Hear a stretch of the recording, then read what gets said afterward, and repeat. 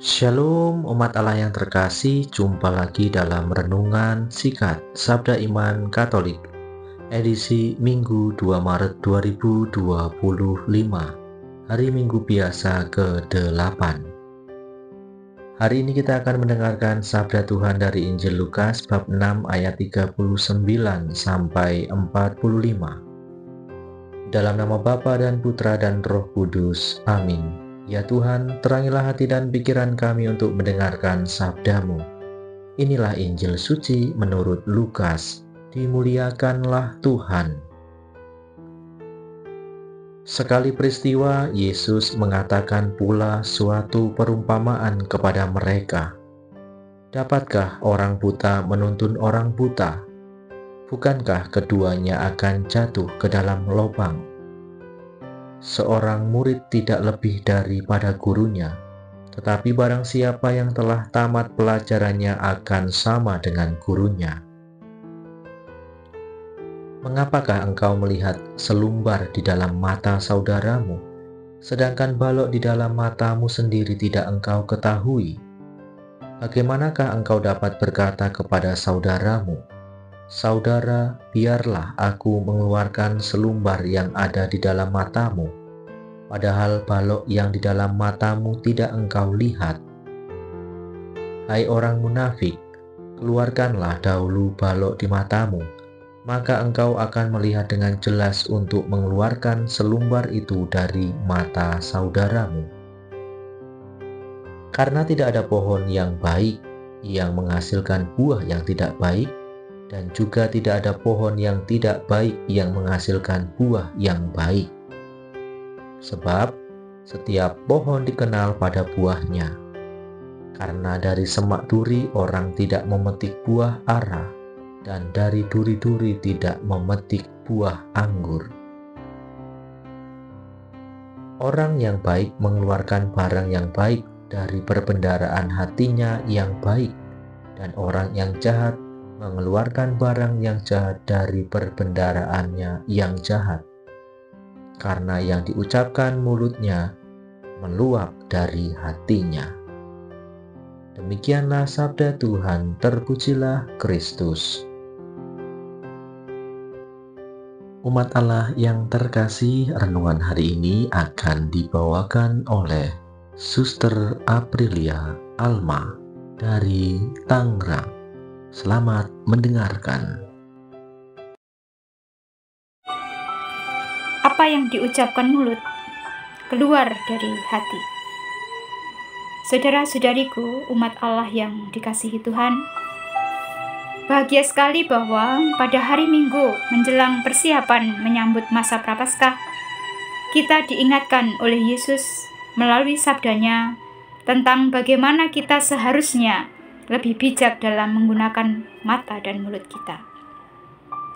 Kita tahu kedua indera kita ini amat penting peranannya dalam hidup kita. Mata misalnya, membantu kita untuk mampu melihat dan mengagumi segala keindahan yang ada di sekitar kita.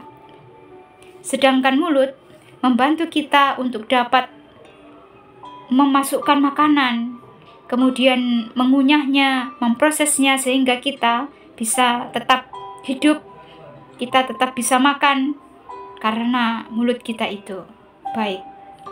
Dan juga selain itu, mulut dapat berfungsi untuk membantu kita bisa berbicara tentang segala hal, baik hal yang baik maupun hal-hal yang tidak baik atau tidak menyenangkan. Oleh karenanya, jangan heran jika seringkali banyak orang terluka, tidak hanya karena putus asa, tapi juga dikarenakan karena sakit hati yang ditimbulkan oleh sebuah ucapan yang keluar dari mulut. Seandainya setiap ucapan yang dikeluarkan dari mulut itu dapat memberi semangat, maka ucapan dari mulut ini mampu juga menyelamatkan hidup orang lain.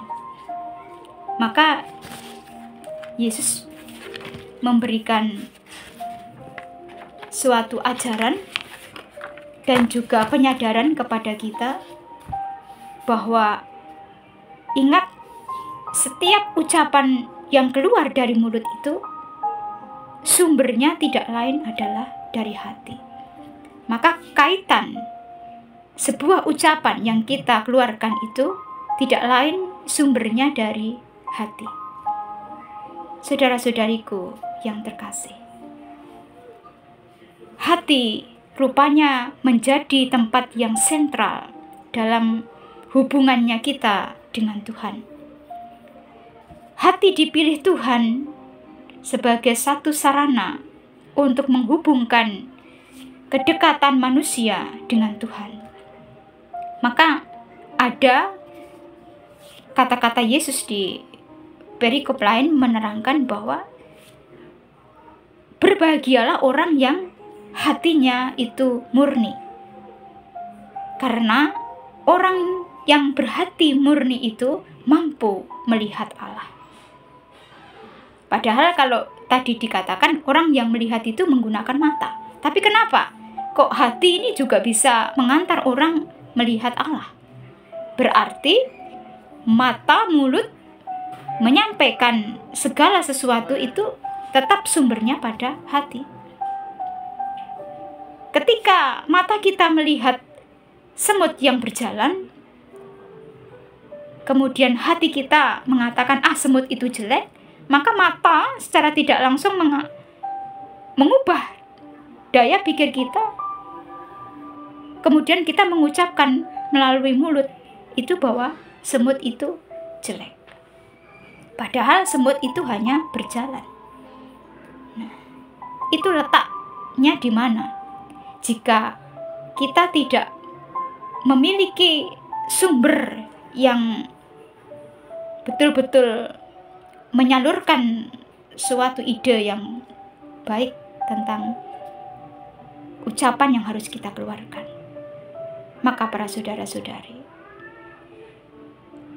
hati kita yang sungguh mampu menjadi sumber baik datangnya keselamatan tapi sekaligus kecelakaan, itu harus kita jaga dengan baik. Lalu bagaimana caranya supaya hati kita menjadi baik, menjadi bersih, menjadi murni? Itu semua tergantung dari kebiasaan kita untuk berpikir. Sebab jika kita terbiasa menggunakan pikiran hanya untuk menaruh rasa curiga, iri hati, benci, dan sebagainya, maka hati kitalah yang lambat laun menjadi kotor. Kalau hati kita menjadi kotor, maka ucapan yang kita berikan, kita keluarkan juga bukan merupakan berkat, tapi bisa jadi malah menimbulkan sebuah kutukan. Santo Paulus mengingatkan kita dalam bacaan kedua bahwa kita ini adalah orang-orang yang dikatakan orang yang sudah tidak lagi mengenakan hal-hal yang dapat membawa kebinasaan.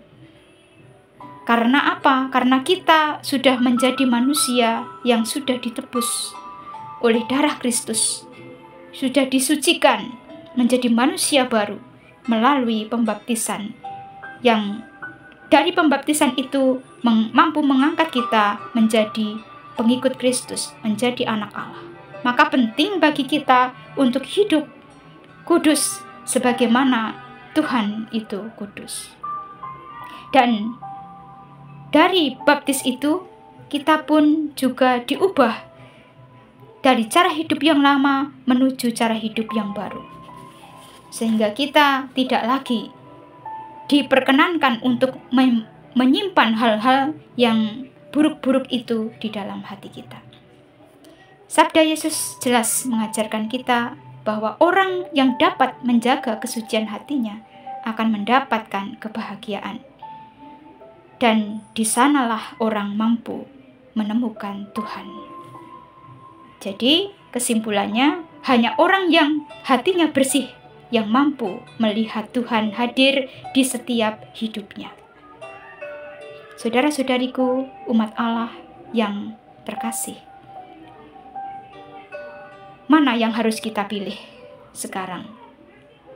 Apakah kita mau tetap hidup dengan cara yang lama dan tetap tinggal dengan hal-hal yang bersifat membawa kita kepada kebinasaan dengan terus memiliki hati yang kotor, atau justru kita mau berjuang untuk lebih lagi menjadi manusia yang berhati bersih?